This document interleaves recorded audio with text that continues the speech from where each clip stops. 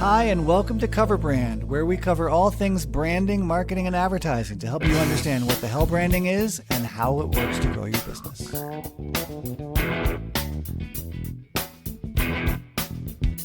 Hey, before we get to this episode with Melanie talking about how introverts can express themselves, I need your help. Can you head over to South by Southwest's panel picker? That is panelpicker.sxsw.com/vote. I know it's a mouthful. And vote for my submission, The True Cost of Being a Boring Brand. Hopefully I'll talk and hopefully you'll hear it.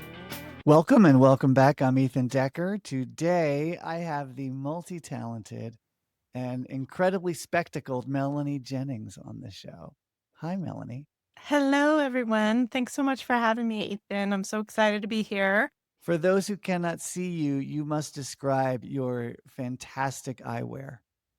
These are brand new. I just got them last week. The color is called coral, which I think is such a lovely word. So they are, I don't know, that translucent, what's that material called? I don't even know. It's like the Well, hip.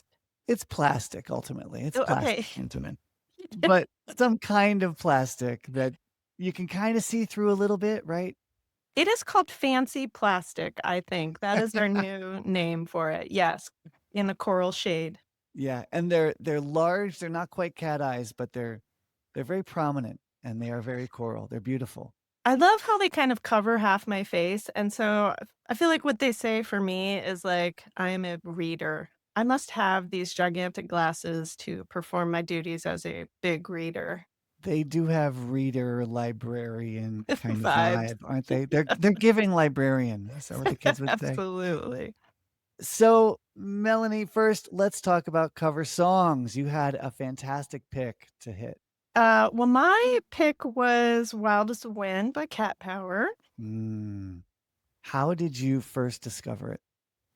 I was, like, on this big Cat Power kick for a long time, and I came to her through her cover album, and then I saw her at Roseland in Oregon, and Oh, you lucky dog. well, but she at least at that show, she is, like, devastatingly shy, so she performed with her back turned to the audience, Oh, wow. and at least part of the show, and with the lights on. And so I was like, "Wow, this girl, like, I can relate. I can get Yeah. 1000% behind this performer." So, Uh-huh. Literally behind her too, because her back's yeah. shiny. So Exactly. you heard it there, and Wild as the Wind is a Bowie tune, right? Yes, right, that's right. So But did I you just feel like she puts such a magical spin on it, it's not I mean, I think what the magic of cover songs is when someone really does a hardcore reinterpretation and makes Yeah. you think of it in a deeper, more profound, beautiful way, and I Cat Power does that with pretty much anything. Wow, and that is high praise given it's a Bowie song, Right, right. right? Like, how do you improve upon Bowie? The master, and it's So and that's audacious, like, what a bold move on her yeah, part. yeah. So maybe not improve upon, because of course Bowie's version is epic, but it's to make it fantastic as well. Yes, and to make Yeah. it new again for Yeah. in this case, like, a younger set of people who might not have even known that song. Right, it came out at least 25 years after Bowie's version. Cat Power, Wild is the Wind. Okay, that's the soundtrack for my walking the dog at lunchtime. That's gonna Perfect. be. Yes, yeah, So gonna put you in let's a mood. yeah, that's the mood. Let's talk brands now and branding and marketing. Tell the folks listening your sitch. Okay, my name is Melanie Jennings. I am originally from California, but I've lived in Oregon for many years. I am a novelist. I'm pretty much a novelist who has written in complete obscurity for many years, but I just got an agent for my novel, and Congrats. so potentially I could be selling this novel this fall to an editor publisher. That's exciting. That's big news. Big You know, news. Big, yeah. big news. So your agent believes in it and believes in you. That's right. You Yep. have to find a publisher who believes in it and believes in you. Yes, that's correct. Yes. Now, I know the publishing industry has changed in the past, 30 years. And what my understanding is that they look for people who have a following or have readers already or have some fame or notoriety, and therefore can be a bit of a salesperson and marketer of their own book. They don't take all that on themselves anymore. They rely the authors to do that. Is that your sense of it too? Yes, absolutely. So that's kind of the situation you find yourself in is you need to come not just with a manuscript, you need to come with a following. You said it. Yep. Yeah. Yeah.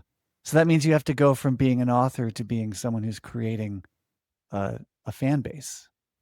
Absolutely. So I had this crazy experience with my friend Elizabeth K. Cook, who I co-write essays with. And we had a couple of viral hits in this magazine, online magazine called Persuasion, which Mhm. has 100,000 subscribers. When those came out, I was kind of forced into a situation to start a Substack, which I did. Mhm.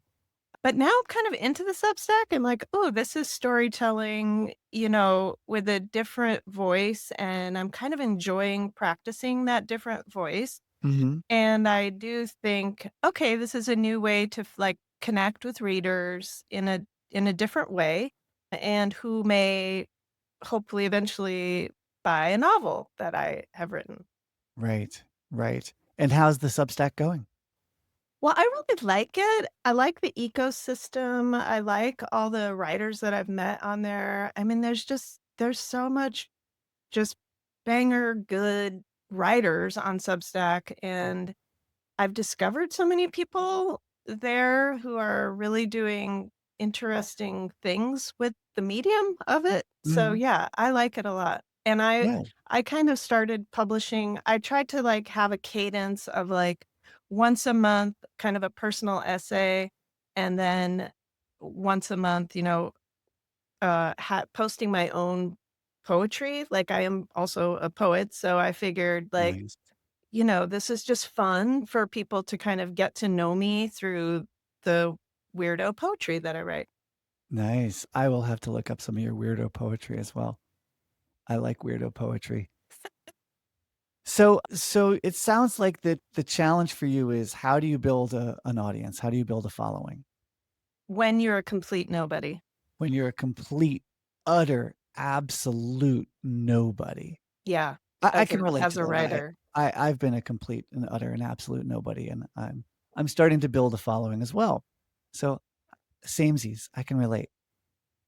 The ultimate law, well, there are 2 laws I'd like to talk about. I do this thing called laws and levers of brand science, and the laws are things that apply to all the brands all the time, just the way the law of gravity applies no matter what planet you're on.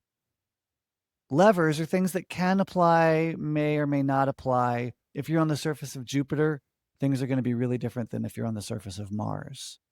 I think Jupiter is, like, big and gassy, and Mars has no atmosphere whatsoever. So you can't even fly a paper plane on the surface of Mars because there's no air to hold that plane up. So, different planets, different things. Same with brands, different things. Same with authors, different things. For instance, you are working on a fiction book, but your work right now is mostly nonfiction that you're writing and sharing. Is that true? Yeah, I guess I would say I do, I wear a lot of different hats. I do freelance journalism. Mhm. I also write poetry, Mhm. and I am also a novelist. Right. And then Right. for actual money, I am a technical writer. Oh, good. Actual money is a good thing. Mhm. Well, we're fans of actual money. It helps pay bills, actual bills. So when it comes to the laws and the levers, what you'll find is you'll find people who did well, and whatever it is they did, they will assume they are laws, and therefore you have to do it their way. And that's often a mistake because what works for thee might not work for me. And the challenge with levers is 5 or 6 different pathways, 5 or 6 different levers can get you to the same result. So the result you want, which is what the publishers want is you want some following, you want some fame. One of the key laws with that is that for every 10 super fans you have, you'll have 100 or 500 people who are nice fans. They kind of like you. You're fine. And then you'll have 1,000 or 2,000 people who read one or two things of yours and then moved on. And it's what we call the banana curve. It's a very technical term. But it means you can't live just with 10 super fans. There's a theory going around right now, 1,000 true fans. And all you need is 1,000 true fans and you're set. And the sentiment is kind of nice, but it requires, again, if you're going to have 1,000 true fans, you're going to have 10,000 people who are light fans and then 100,000 who are tourists and come and go. So that banana curve of fans is what you should expect to build. It's the same for me. I have maybe 5 people who absolutely love the podcast and listen to Cover Brand all the time. And I don't want 5,000 super fans and that's it. Because also that's just not how the laws of physics work, the laws of brands work. For every 5 super fans, I'll have 5 or 50 or 500 people who listen to an episode or two and we're happy. And then I might have 5,000 who listen to half an episode and then, thought that was okay and then moved on. So first of all, you'll have to anticipate that kind of variety or distribution of your fan base. Okay. So be ready for the light fans. Be ready for the people who are just visitors or tourists and not super fans. Does that make sense? Yeah, actually, that makes a lot of sense. Yeah. Okay. So don't hate on the light fans. Don't hate on the visitors. They are integral and important to your distribution and your fan base. Secondly, the way you build up that fan base is not just by talking to those 5 super fans over and over, but it's by getting your name out and your voice out in as many ways as possible, and then seeing what works, what seems to stick, what seems to create some traction. So what are some of the things you've done, for instance, to get your name out there? You've done the Substack. Yeah. I would say the thing I've done the most is the freelance journalism, where we interview tons of people and then we write these pieces. They require a lot of work, but those have been the most successful for, I guess, bringing awareness to me as a writer.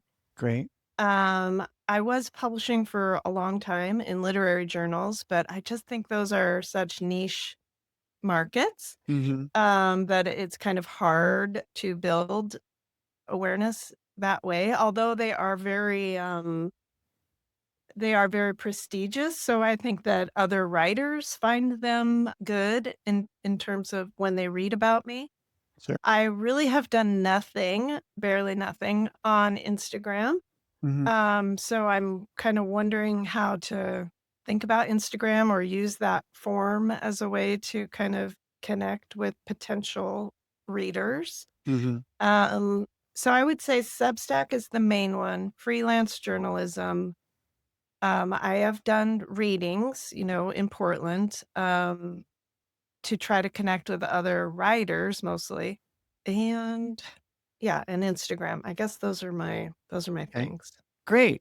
So first of all, you want to explore and exploit, and that's perfect because it's never clear which thing will be your thing. So I love that you're experimenting. I think you should continue to experiment if it's low cost and low effort. Throw some things up on Instagram, see if you get traction. Connect with people on Instagram. One other trick that you should throw in there, and it's kind of everywhere, is wherever there is a community or wherever there is a following, start replying or responding or joining in.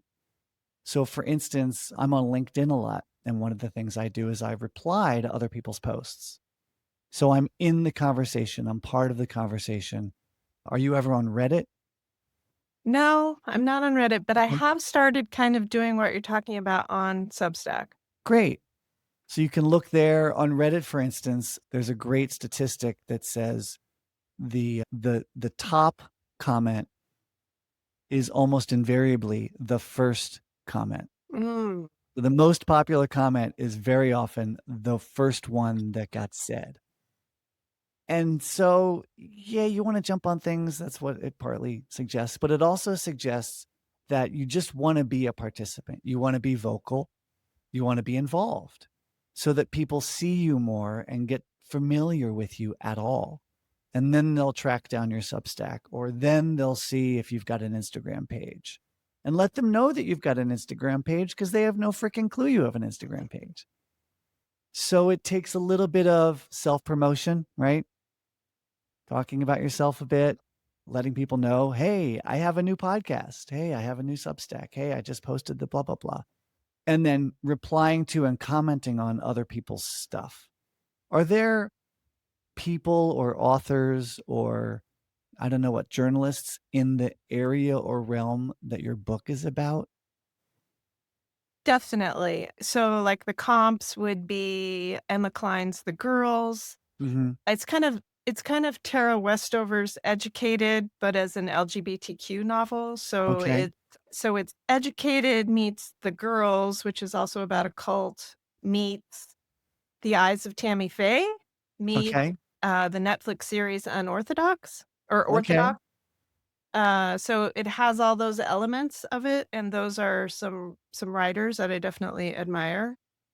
So have you found those writers places of publication and places of worship, so to speak? Or do people follow them and talk about their work? I'm sure that they do, and I now have some homework to go find out the exact answer to this question. That is a great point. So follow along with them, become Yeah. part of their kind of communities. Yeah, and then you can talk about the topics and become known as, "Oh, Melanie, she's the one that keeps talking about these issues," or Melanie keeps commenting on those books because she's clearly a close reader of them and an astute reader of them. "Oh, Melanie's got some really neat points." And then when you start to also drop, "Oh, and by the way, I've got a Substack, and oh, by the way, I'm on Instagram, and oh, by the way, I'm working on a novel on this topic." People will be like, "Ooh, I wanna follow Melanie a little bit. Where I'll follow her on Instagram and see what she's posting." That is a great idea. So, Ethan, I have a question. Do you keep like your for my pay, I do the LinkedIn and Mhm. I have, a fairly decent network there and I try to post things that are tech high tech related because that is Sure. the field that I am in. Do you suggest like I keep that over there and like my fiction writing over here on Substack, Instagram? I would say and a little bit of this is I'm making it up because I've seen lots of different ways to do it, but for you right now, I would recommend a kind of an 80-20 split. That 80% of your technical writing prowess for work and for real money, keep that 80% about technical writing, maybe even 90%, and then maybe occasionally, sprinkle in the fact that you're doing obscure, weird poems and that you're working on a novel and that you like this area of fiction. And then start building up a reputation as a fiction author and as someone who's interested in these other topics in other places that's, 90-10 or 80-20 as well. I Okay. think that might work. Okay, very cool. That's very, very helpful. Yeah. But your overall goal is to become well known. Fame, as this one guy, Paul Feldwick, loves to say, is the ultimate positioning strategy. And to be famous drives so many other things.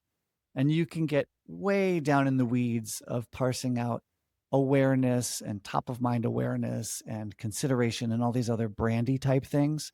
But ultimately, being famous is the broadest, simplest way to think about your following and your brand. Does that make sense? It makes sense, and it also makes me kind of deeply unsettled. Uh-huh.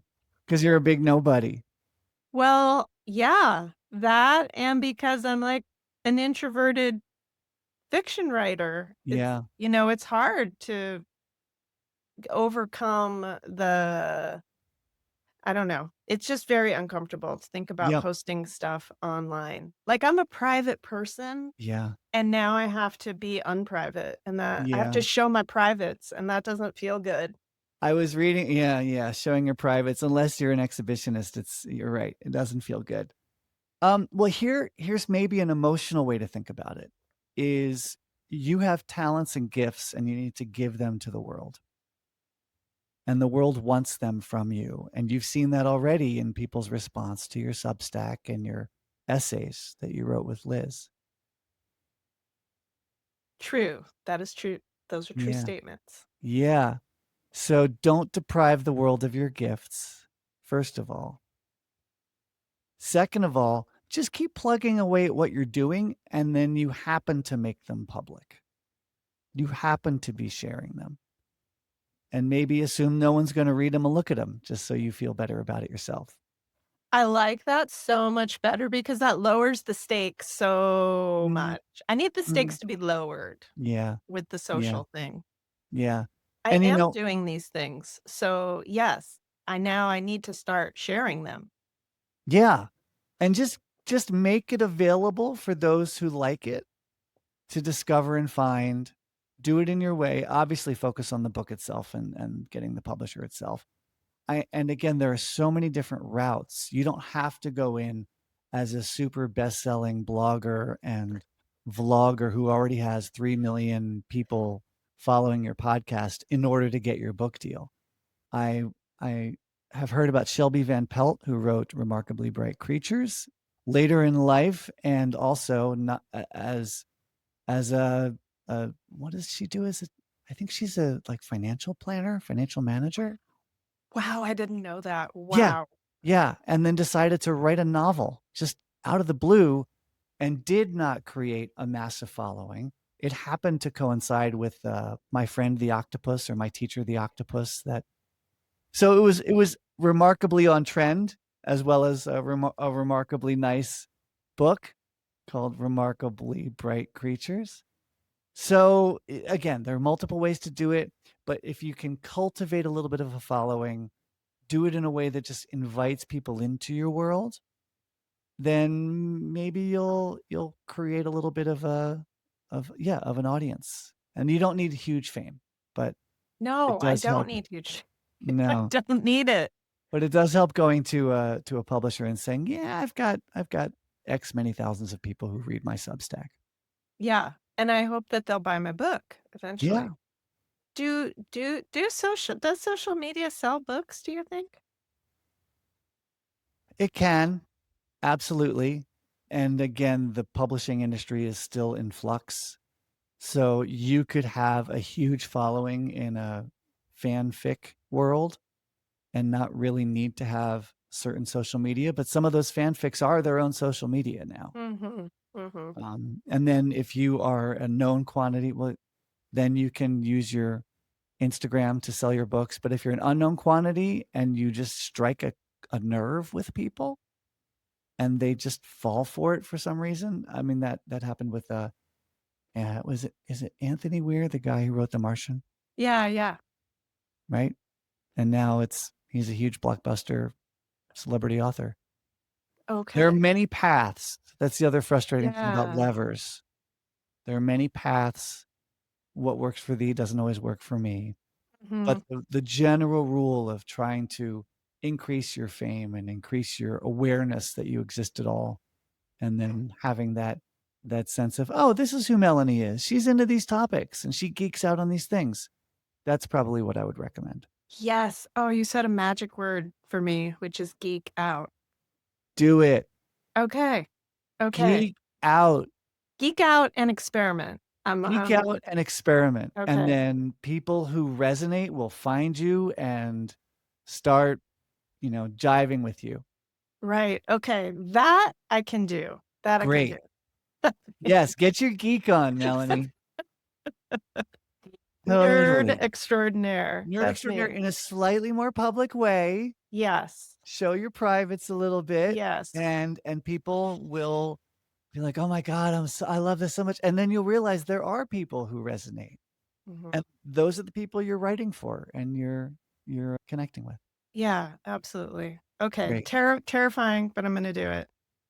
Yeah. And if you have any, yeah, if the terrifying thing is so common, I have that too. I'm like, why does the world need a new podcast? Like, and people are going to make fun of it. People are already making fun of it. And you got to embrace them. Because as one guy said, haters going to hate. Let them do their job. That's their job. He's a great comedian. He did a great bit about that. I don't even remember his name because I'm not a super fan, but that's okay. I love that he's out there. So yes, geek out, Melanie. Have fun with connecting with people. Get into those little other communities and followerships of your favorite authors. Who knows? Maybe you'll become friends with those authors. They're just people too. Right. Right. And they'll be excited you're going to write your own novel about these topics. Yes, absolutely. Okay. You have given me a lot to think about and to actually do, which is what I needed. A kick in the Cool. pants. Cool. Well, have fun doing it. The more fun you have doing it, the more likely you'll be to continue it. Like exercise. Yeah. Good exercise. Good exercise. Fun All right. things. Okay. Thank you, Ethan. I really appreciate this. You're welcome. Talk to you soon. Okay. Bye. Thanks for listening. If you enjoyed this, please subscribe to the podcast. And if you want to learn more about brand science, head on over to appliedbrandscience.com. Also, if you got something out of this episode, think of one person who might also get something out of it and send it to them as a way of saying, hey, thinking of you.